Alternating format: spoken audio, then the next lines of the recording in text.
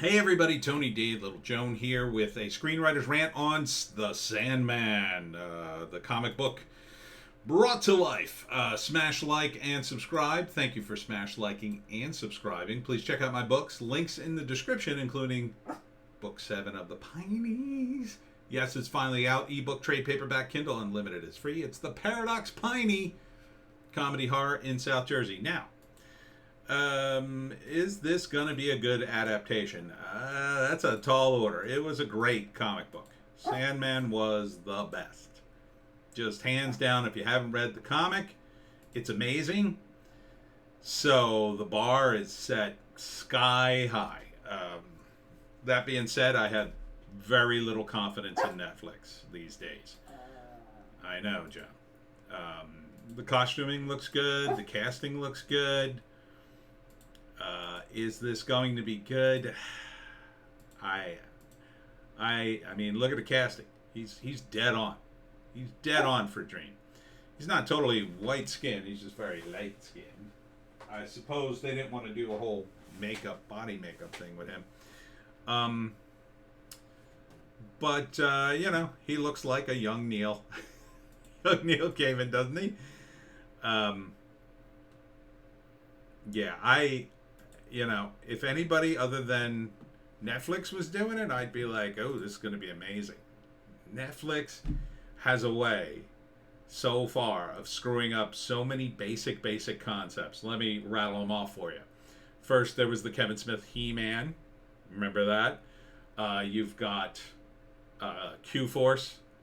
Not that that was adapting anything, but it could have been good. I had good talent.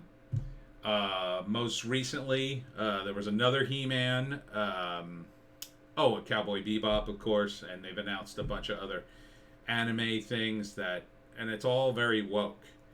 Sandman, one of the great things about the comic and the whole concept, it's very universal. No woke politics in it whatsoever. It was not tied to any particular era. Not really. I mean, you could say it was very 90s because, all the characters look very gothy. But the idea was that they changed, they changed their look because they lived forever, right? And the advanced word on this is they already recasted some of the characters, including Death. So if you're gonna race change some of the characters because some woke points, okay, good luck with that. I won't say it. I've already read the comic anyway, so the comic's just great. I highly recommend the comic. Neil wants to cash out. That's fine. I mean, look, he's getting older.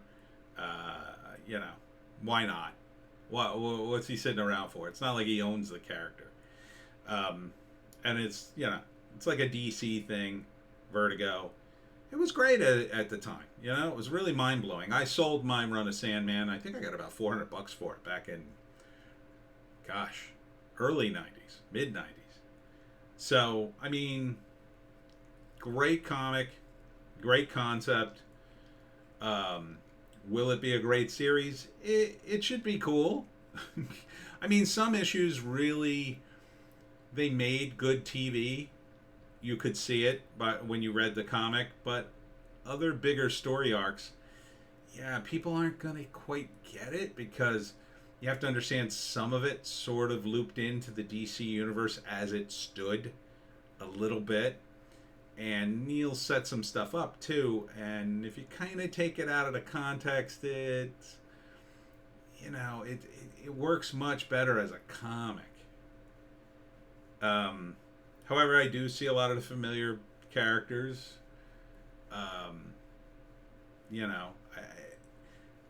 I would feel better if anybody other than Netflix was making it. I got to be honest. So, will it be good? 50-50.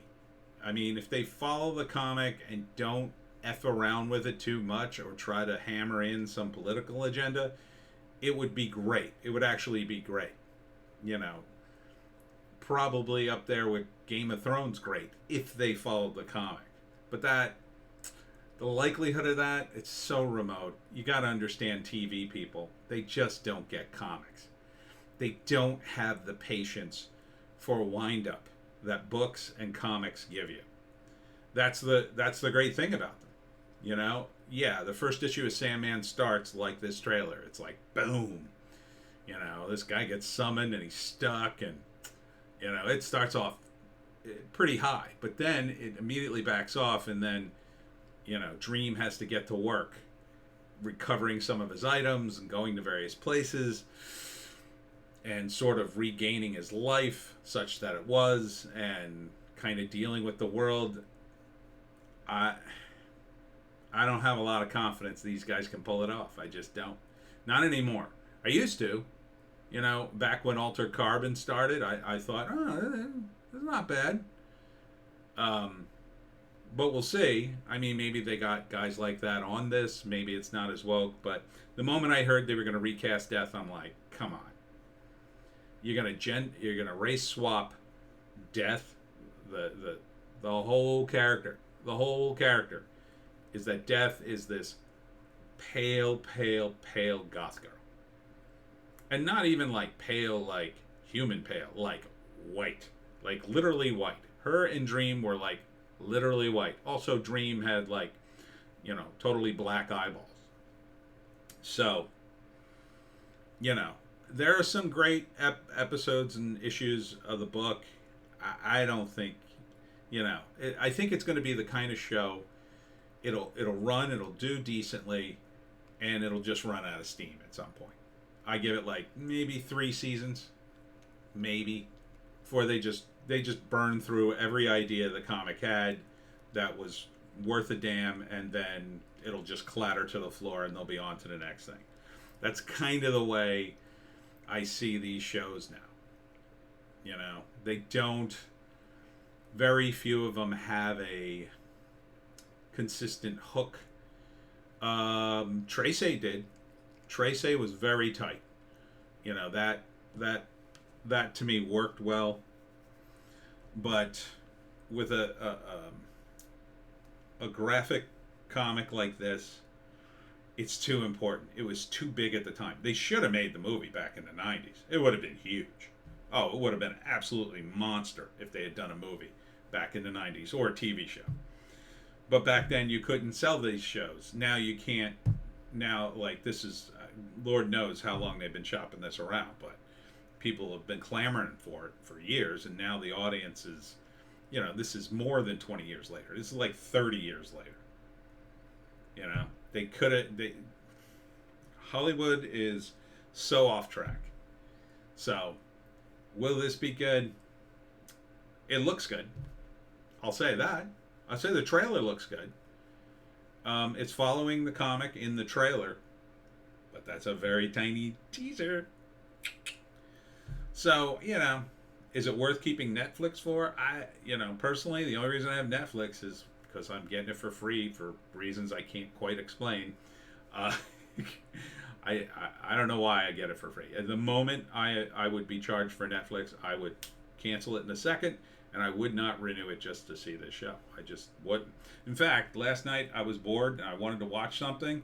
I went through almost everything on Netflix looking at it. I couldn't find one thing to watch, and I really wanted to watch a movie.